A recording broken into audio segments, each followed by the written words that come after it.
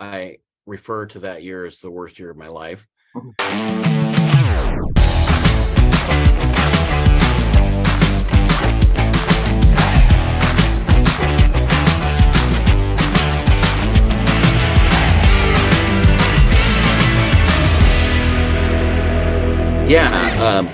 So a lot of people will remember 2020 and how that vintage went for us.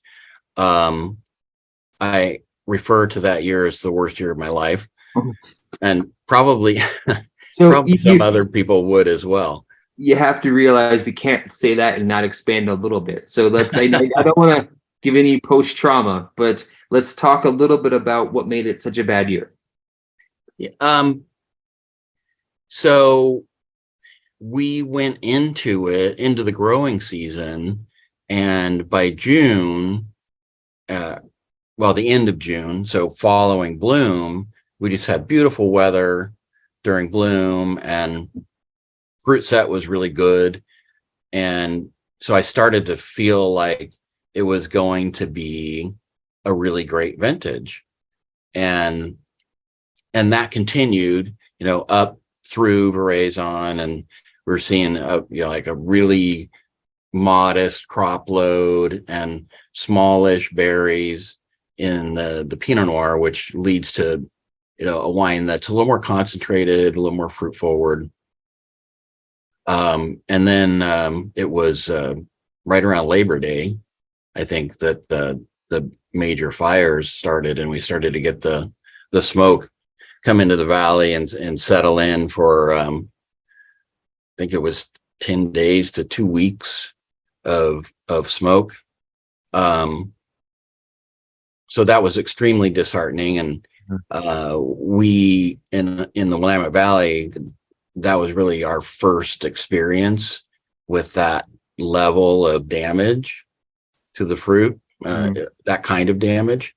So a lot of people were scrambling and worried, and ultimately a lot of wineries in the Willamette Valley didn't produce Pinot Noir in 2020.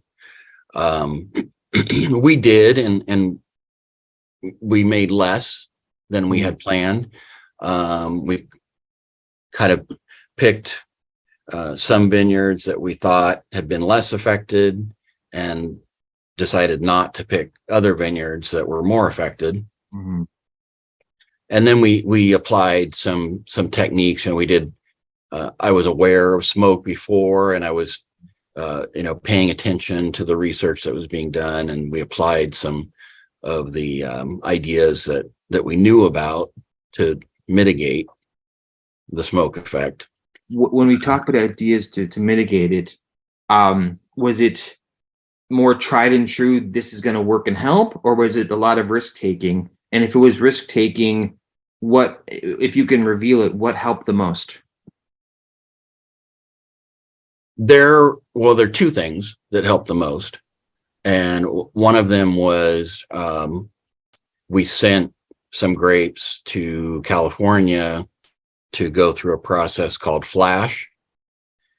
And basically what that is it's a kind of thermovinification method where the must is heated, I believe, to about 80 degrees Celsius, and then pumped into a vacuum chamber.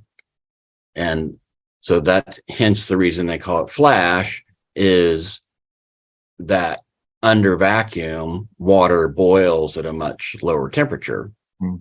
So the water in the skins of the grapes flashes to steam in the vacuum chamber, and that steam carries with it a lot of bad things, like the 4-ethyl guaiacol and the guaiacol and those things that are responsible for the bulk of the smoke effect that you might find in a wine. So that was one thing we did. The trouble with that method is it is, particularly for Pinot Noir, very destructive of varietal character. So we only did about a third of what we produced. with that method. And then following vintage and some aging, we did some reverse osmosis to remove some of the smoke effect from the rest of our wine. I see. And that was quite effective. Okay. So obviously after a year like that, a vintage like that, not to be cynical, but it can only get better from there. Right. That was pretty tough. So going back to the bottle we're talking about now, then, when everything, I should say everything, because there's always struggles, but when there aren't major difficulties, it gives you a chance to really let your fruit blossom. And so let's talk more about after that really, really tough year. Yeah. Well, and so to finish off my comment about 2020, I right kind of at the tail end of vintage, I had appendicitis and had to have surgery for that. And then as I was about recovered from that, I got the COVID. So right at the end of 2020. So yeah, that's a tough year. That ain't always possible. I'm right. sorry to hear that. You can find Iris Vineyards on the website. We can find you on social media. Do you want to tell us the website and where you are on Instagram, TikTok, any of those social avenues? Sure. Our website is irisvineyards.com, and our handle on, I think, pretty much every social media site is at Iris Vineyards.